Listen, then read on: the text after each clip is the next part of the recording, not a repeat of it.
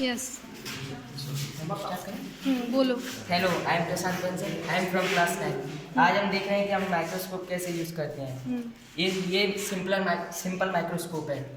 ये होता है उसका बेस, ये होता है एडजस्ट नोब, और इसको हम स्टेज कहते हैं। और ये क्लिप्स होती हैं जो स्लाइड्स को मतलब उसको हिलने नहीं देती, इसलिए ये होते हैं आई पीसेस। ये होता है मेरा। और हम पढ़ेंगे इसको कंपाउंड माइक्रोस्कोप। इसको यू शेप माइक्रोस्कोप होता है इसका बेस। इसको हम आर्म कहते हैं, इसको माइनर एडजस्टमेंट नोब कहते हैं, और इसको मेजर एडजस्टमेंट नोब कहते हैं। इसको आई ट्यूब कहते हैं, बॉडी ट्यूब कहते हैं। और इसको हम आई पीसेस कहते हैं। ये स्टेज होता है और ये इसके क्लिप्स होते हैं, और इसको हम मिरर कहते हैं।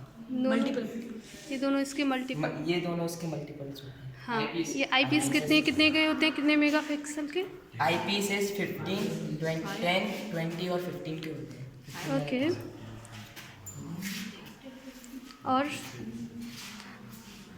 इसका यूज़ क्या होता है?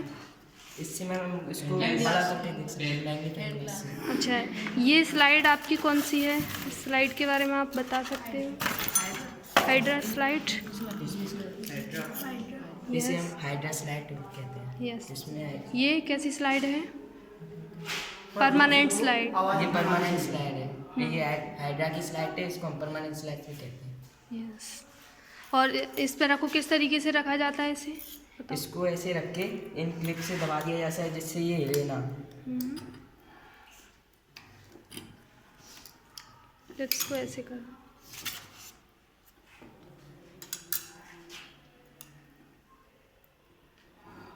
इसको एक हाथ से देखा जाता है। ओके, सबको दिखा देती हूँ। इसको एडजस्ट कर लेते हैं। देखो सबको दिखाई दे रहा है। ठीक है, एडजस्ट करके देख लेते हैं।